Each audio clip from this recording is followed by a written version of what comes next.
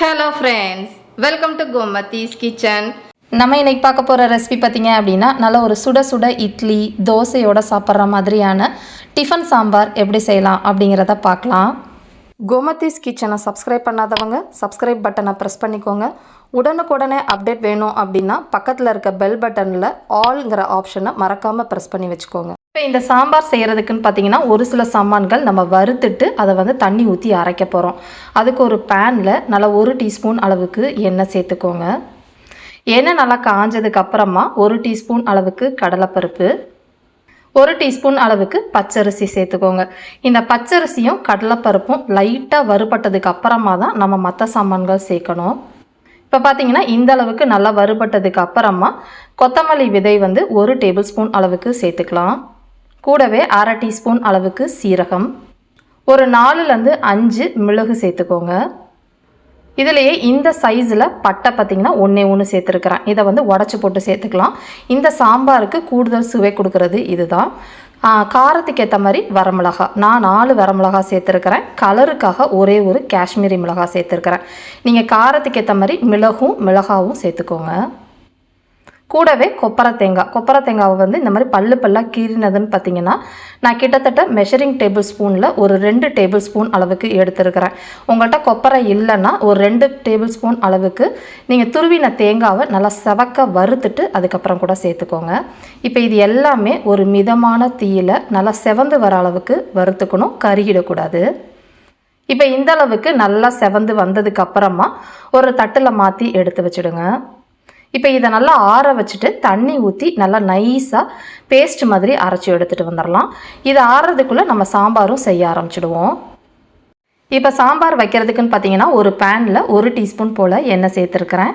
எண்ணெய் நல்லா காஞ்சதுக்கு அப்புறமா ஒரே ஒரு சின்ன சைஸில் பெரிய வெங்காயம் பொடுசாக கட் பண்ணது ஒரு 1/2 கப் அளவுக்கு இருக்கும். இதோடவே கொஞ்சம் கருவேப்பிலை இலைகளை சேர்த்துட்டு இந்த வெங்காயம் பார்த்தீங்க அப்படின்னா ஒரு கண்ணாடி மாதிரி ஆகிற அளவுக்கு வதக்கி விட்டுக்கலாம். இப்போ இந்த அளவுக்கு நல்லா வதங்கி வந்ததுக்கு அப்புறமா தக்காளி சேர்த்துக்குவோம். தக்காளி பார்த்திங்க அப்படின்னா இந்த அளவுக்கு கட் பண்ணது மெஷரிங் கப்பில் 1 கப் அளவுக்கு இருக்குது. அதாவது ஒரு மீடியம் சைஸில் தக்காளின்னு பார்த்திங்கன்னா 2 தக்காளி எடுத்துருக்கிறேன். அது அதில் சேர்த்துட்டு இந்த தக்காளி நல்லா குழைவாகிற அளவுக்கு வதக்கி விட்டுக்கோங்க. இப்போ தக்காளி பார்த்திங்கன்னா நல்லா குழஞ்சி இந்த அளவுக்கு வதங்கினதுக்கு அப்புறமா ஒரு 1/4 கப் அளவுக்கு துவரம் பருப்பை 1 கப் தண்ணியில் கொஞ்சமாக மஞ்சத்தூள் போட்டு நல்லா குழைய வேக வச்சுருக்கிறேன். அதை இதில் சேர்த்துக்கோங்க. கூடவே ஒரு 2 கப் அளவுக்கு தண்ணி சேர்த்துக்கலாம். இப்போ இதுலேயே இந்த சாம்பாருக்கு தேவையான அளவு உப்புன்னு பார்த்திங்கன்னா ஒரு 3/4 டீஸ்பூன் அளவுக்கு கல் உப்பு சேர்த்துருக்குறேன். இப்போ இது 2 நிமிஷம் நல்லா இந்த அளவுக்கு கொதி வந்ததுக்கு அப்புறமா ஏற்கனவே நம்ம வறுத்து வச்சுருந்தோம் இல்லையா சாம்பாருக்கு, அதை இந்த அளவுக்கு நைஸாக அரைச்சி வச்சுருக்கிறேன் மிக்சியில். அதையும் நம்ம இதில் சேர்த்துக்கலாம். சேர்த்துட்டு மிக்சி ஜார்லேயும் கொஞ்சமாக தேவையான அளவு தண்ணி சேர்த்துக்கோங்க. இந்த சாம்பார் பார்த்திங்கன்னா கொஞ்சம் குழப்பாக இருக்கணும், ரொம்ப தண்ணியாகவும் இருக்கக்கூடாது, ரொம்ப திக்காகவும் இருக்கக்கூடாது. இப்போ இது எல்லாம் சேர்ந்து நல்லா ஒரு 2-3 நிமிஷம் நல்லா கொதிச்சிருச்சு.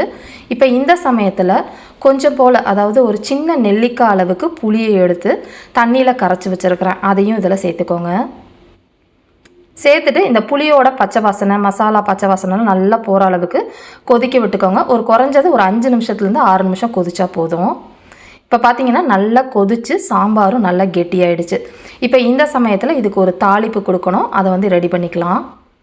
இப்போ தாளிக்கிறதுக்கு பார்த்தீங்கன்னா ஒரு தாளிக்கிற கரண்டியில் 1 டீஸ்பூன் எண்ணெயில் 1/4 டீஸ்பூன் அளவுக்கு கடுகு, ஒரு 1/8 டீஸ்பூன் அளவுக்கு பெருங்காய பொடி, ஒரே ஒரு காஞ்ச வரமிளகா, இது எல்லாமே நல்லா பொரிஞ்சு செவந்ததுக்கு அப்புறமா கடைசியாக பார்த்திங்கன்னா கொஞ்சம் போல் கருவேப்பிலை இலைகளையும் போட்டு பொரிய விட்டுட்டு நம்ம தாளிப்பை நம்ம இந்த சாம்பாரில் சேர்த்துடலாம்.